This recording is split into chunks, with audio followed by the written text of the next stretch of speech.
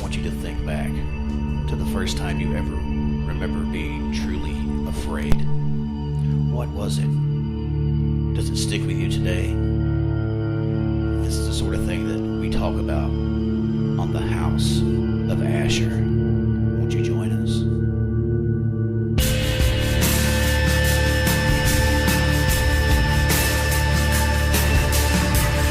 The House of Asher, a clearinghouse for the mind. Hey everybody, welcome to House of Asher. This is your host Stevie Asher, and this is episode 22. What I was going to talk to you guys about today is I grew up in the 70s, early 80s. Was into all the monster model kits and all the different glow-in-the-dark Frankenstein dolls and all that kind of stuff. And there was a sort of a term that was given to folks that was like that, and they called them monster kids. That's what I kind of identified as, and I guess I'm a monster adult now. But my thing is, how many of you guys are into that? How many of you guys would sit and painstakingly work on a model, try not to get high as F on airplane glue, and doing that kind of thing, man? I mean, I used to try to make little graveyard models, with like Dracula coming up out of something, or like a zombie toy or something, where it's like coming up through the, whatever it is, the fake grass or whatever I happen to have. It might have been felt carpeting or something, but would try to make like little dioramas, and that was always where my mind and heart was at, still is. I remember me and my older brothers, they were into horror stuff. They were more into horror rock when I was little, and it took me a while to get into that, but definitely was into all the old Hammer films and the classic monsters and the early slasher stuff and all that junk. But obviously, like stuff like the Wolfman always stood out most for me. It was always sort of where I dwelt the most. I think I related to that just as you're young, and you have a lot of some kids were really laid back. I had a lot of anger as a kid, and that could come up.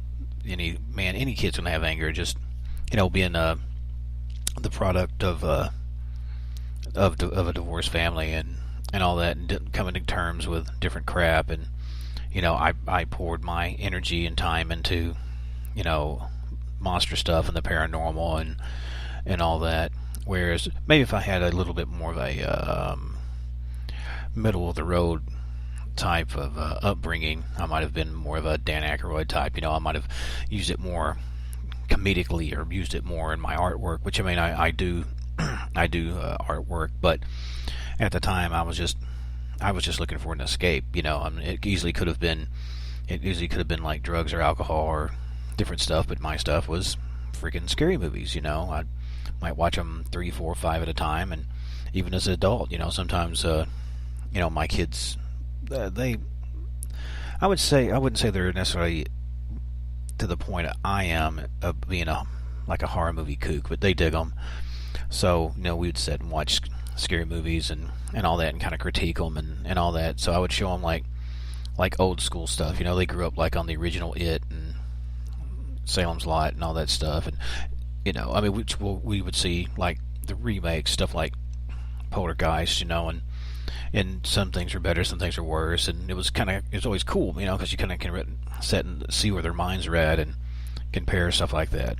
So I always thought that was extremely cool. And another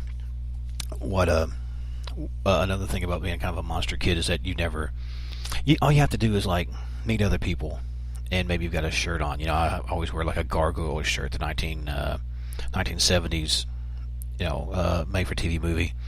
If you have something like that, or if you've got a like, I don't know, maybe a Munsters t-shirt, or if you've got just whatever, a tattoo of the little fetish doll from Trilogy of Terror. I mean, you don't have to say a word, man. People get it, and it's just like, hey, it's my tribe, and they appreciate it, and they dwell in the same cave that you have. And oftentimes, you'll find a lot of times kids that were kind of left to fend for themselves, would fall into into imaginary monsters and movies and stuff to kind of deal with some of the monsters they were dealing with. I'm not trying to get off into that, but that does seem to be a thing. Just like a lot of rock and roll kids were kind of from rough homes and abused girls into porn movies. It's just a effed up fact, but that's just kind of it's just how things roll sometimes. Some of those stereotypes are true.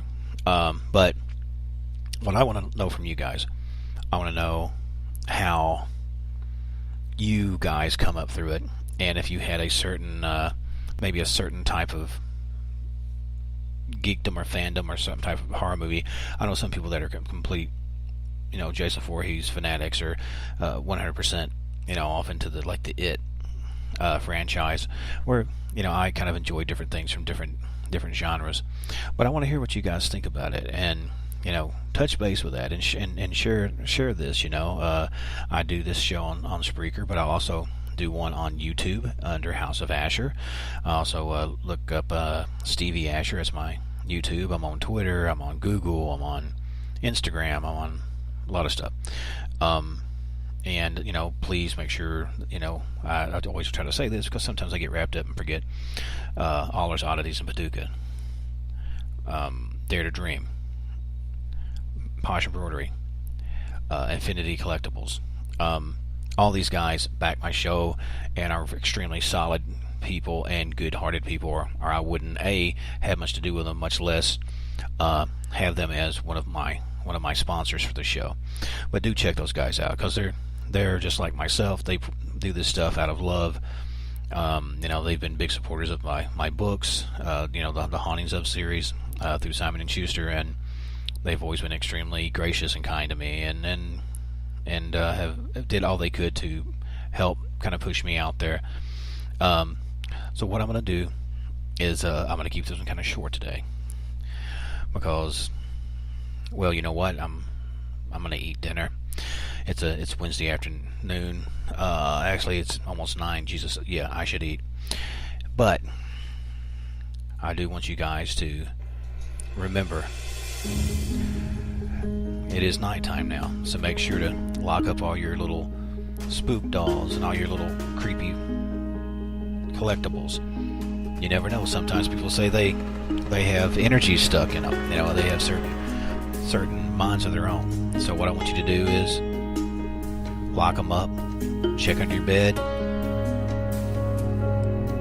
check out your window, and check your bedroom closet. You never know. Lon Chaney might be waiting in there to pull you down. But until next time, love each other, love yourselves, and above all else, stay scared.